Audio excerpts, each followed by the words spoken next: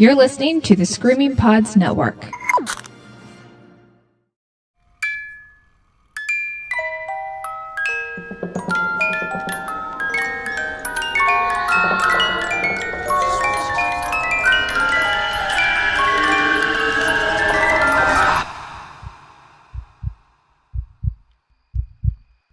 You ever wake up some mornings and you're just like, sleep is the best thing? Oh, every morning. Every and morning every you night. wake up and about every day at 3 p.m. So you get excited to go to sleep. I identify with a sloth. Yeah. I love sleep. I only go to sleep because I know if I don't, it'll kill me. I could stay up and just do things all the time. I feel like I could always be busy.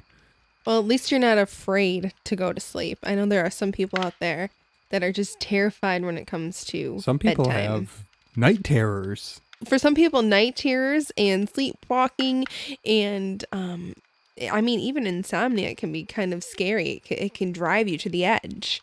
This episode is all about your worst nightmares. We have 3 really great stories that I think we can all relate to on some level.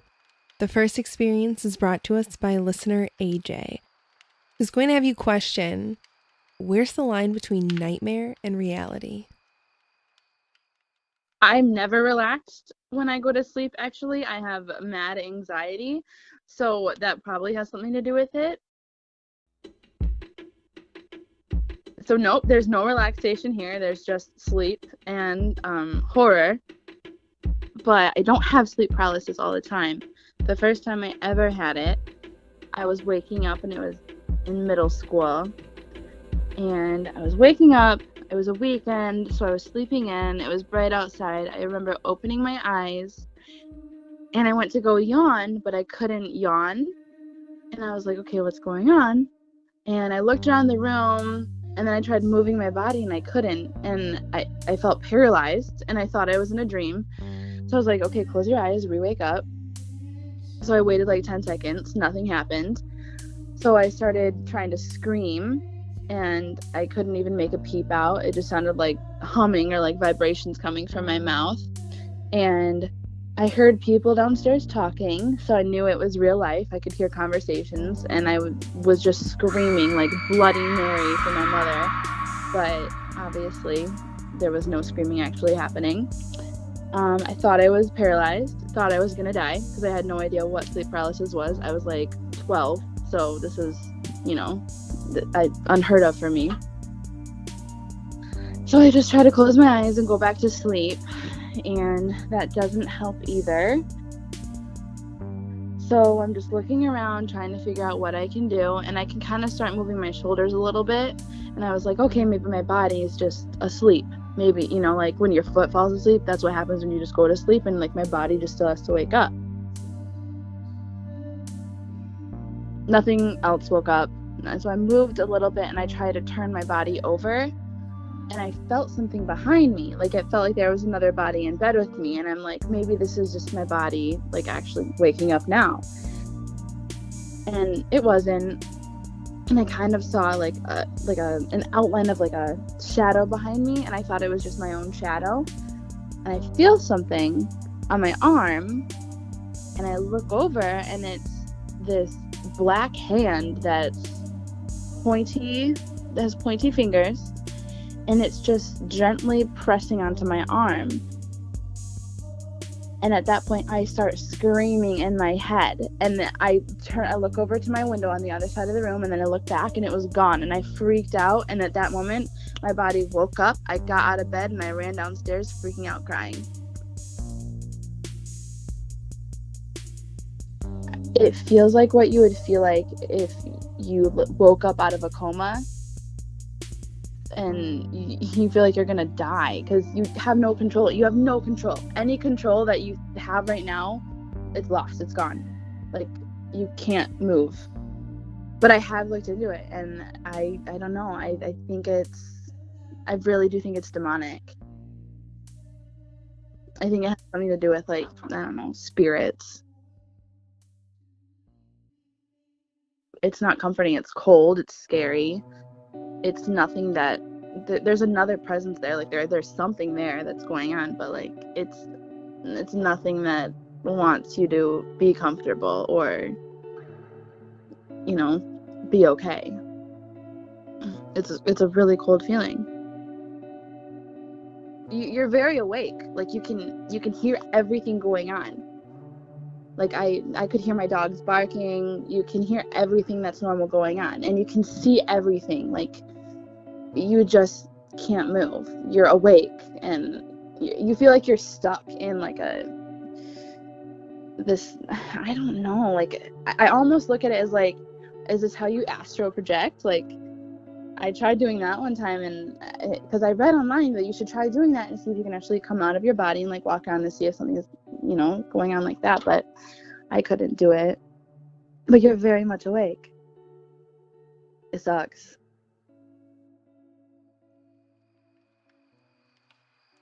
I'm going to bring this up, and I think it's maybe the second or third, it's the third episode in a row now we've discussed this topic. Hypnagogia.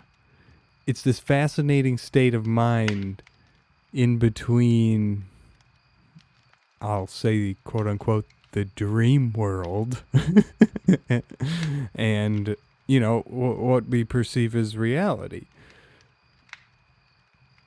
Whether or not she's actually hallucinating or dreaming or consciously awake, somewhere between the two,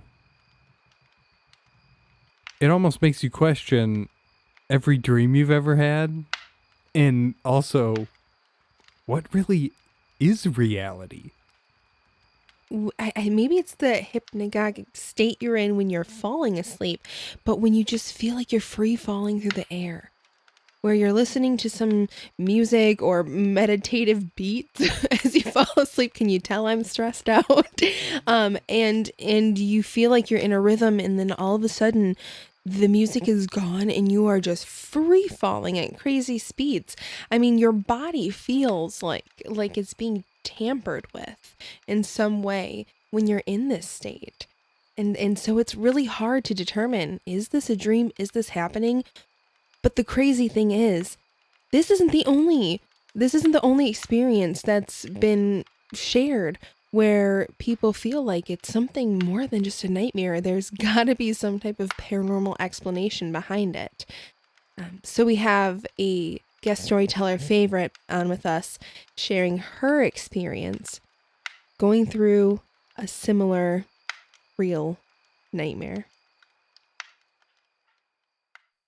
I couldn't tell you what sparked it or why it started, but I would start having these dreams, which I didn't know were dreams at the time because they felt so real and they really fucked me up for a while. But I'd be sleeping, and all of a sudden, you know, I'd be sleeping on my side, and one of my ears would get like burning hot, and it almost felt like something like whooshed like into my ear, like was sucked into my ear, like air, like I don't know, like a ghost or something, like, you know, like I don't know, just like creepy. But I wouldn't be able to move my body at all. I couldn't move my arms, my legs. I couldn't talk. I couldn't yell. I couldn't open my eyes. I have like goosebumps right now. I always felt like I didn't necessarily see anything, but I felt like there was like a weight on me, like something was like on me or right behind me, like breathing on my neck. It felt like it was like either right, like laying next to me, or it was hovering on top of me. It got to the point where I was not sleeping before school. Like I would just stay up and read, and I'd had every single light on in my room. I wouldn't go to sleep, and you know, when I would try to nap, it would happen when if I was downstairs on the couch. It didn't matter where I tried to sleep, it just kept happening, and it really, really traumatized me. I would start like having my sister sleep in the bed with me or something, like in hopes that maybe that like she could do something, but she was such a hard sleeper, like she never even knew anything was going on. I mean, I have had them like a couple times at college. I haven't had them since, knock on wood. It was just like a paralyzing moment where I couldn't do anything. And then it's like, even when I wake up, like I feel a little bit off. Like it didn't feel like a dream because it felt so real, because everything looked exactly the same like it does in my real life. You know, like the way that I was laying in my bed, the exact position is exactly what I am like seeing in my dream. Those ones got me good.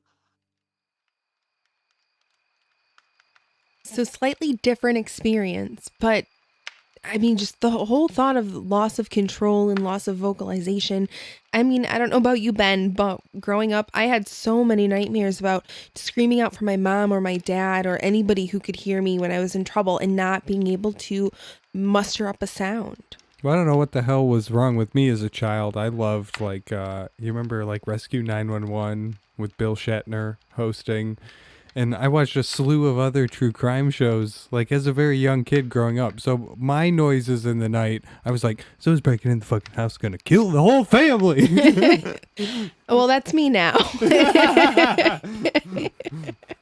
But seriously, I don't think I've ever been falling asleep and have had an experience like this. What about feeling out of body at all? Or like you're like, have you ever had an out of body experience? I think it happened like one time. Like I had a really weird dream. It was when the house I won't say grew up in, like I went through middle school, high school in and moved out of. So it was like a late childhood home, I guess. So at one point my room was in the basement and I had this dream almost that I just kept going up the stairs and making a sandwich. And then I go back down the stairs and I just keep doing this over and over again. I don't think I actually did it, but it was like so real. Well, if your worst nightmare growing up was you making a sandwich. Could have been a really shitty sandwich. So not only are like out of body experiences common when it comes to dreaming, but I also find a lot of people reference their dreams when speaking about déjà vu. Yeah, we found a story from Redditor, just another gamer _ at the end there, about a dream where he experienced exactly that. I've been a caver in Florida for about 13 years. I've been exploring caves since I was about 6 years old, and I've been to a lot of them. I've never been afraid before this one. When I was about 7 or 8 years old, I started having this recurring dream. I would have it at least twice a year. Always the same, even though I would realize I was dreaming after the first few iterations. I would fall asleep and dream of being in a cave and going into this little hole in the bottom. Inside, I would see a 10 to 15 foot long corridor about 2 to 4 feet high. At the end, it would always turn left, and I always saw a bent red stop sign at the end, like someone had ripped off the top 2 feet of one and tossed it down there. But I would always follow that corridor. I would turn and walk past the sign, even though I was scared, even though I had already seen many times what was waiting for me there. The corridor would start descending, quickly opening up into a large vertical chamber, with the path leading down in a corkscrew. Everything became blurry at this point, but it was always the same. I saw trash scattered on the walls. I saw the pit leading down to a curved floor. I saw things, undefined. Animals or people or something else at the bottom. And I saw my family, each with one of these things being tortured and killed. Every time. And I could never do anything about it.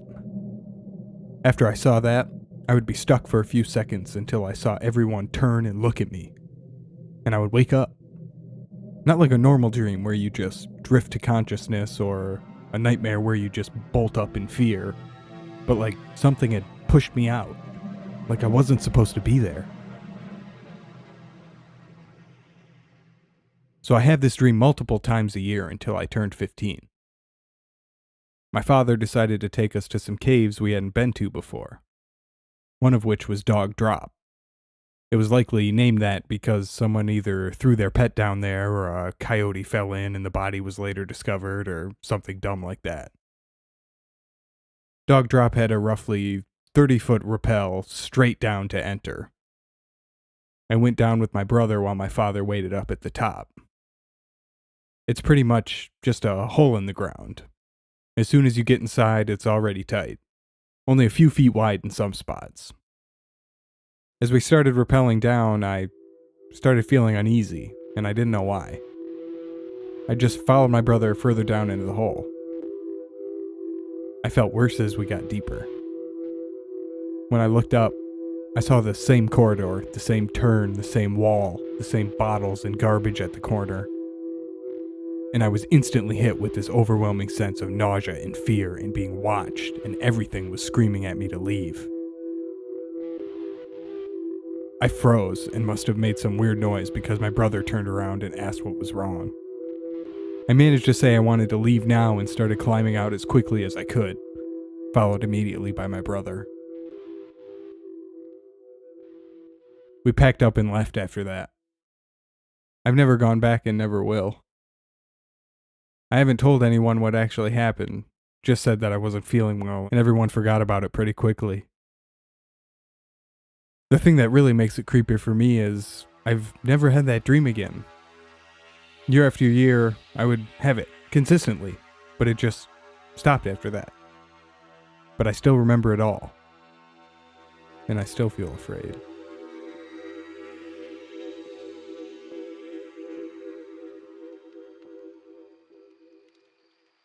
Has this person not seen The Descent?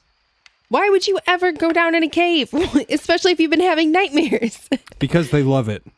It's people like that The Descent is about. Well, those people are crazy. Those people are nuts.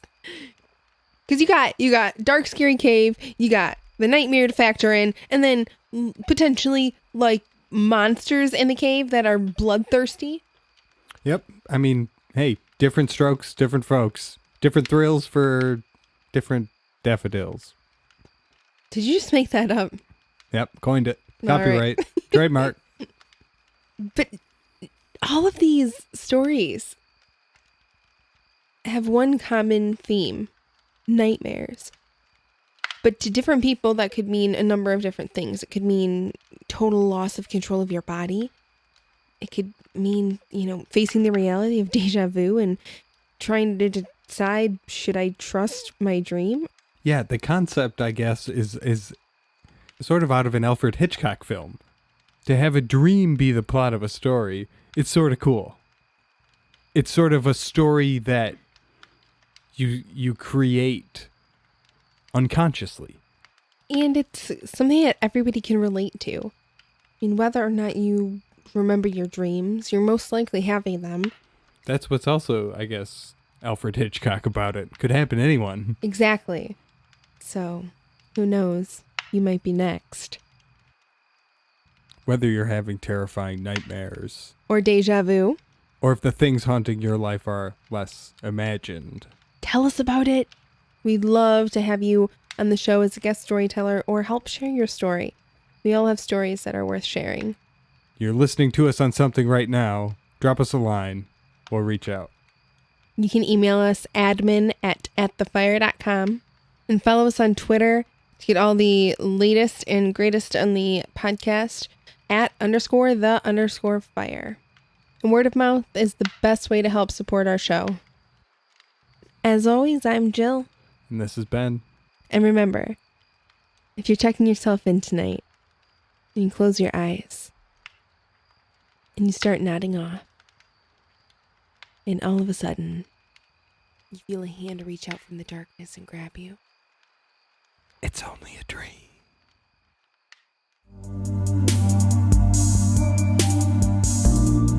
A special thank you to the musicians who made this episode's music possible. You can find their music on freemusicarchive.org and freesound.org.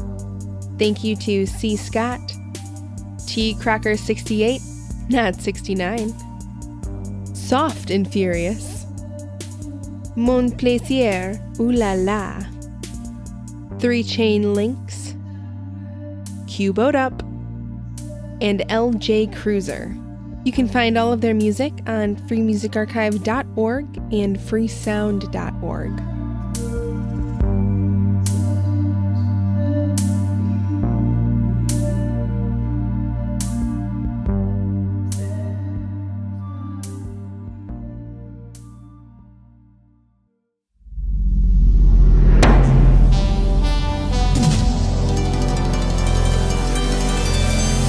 You're listening to the Screaming Pods Network.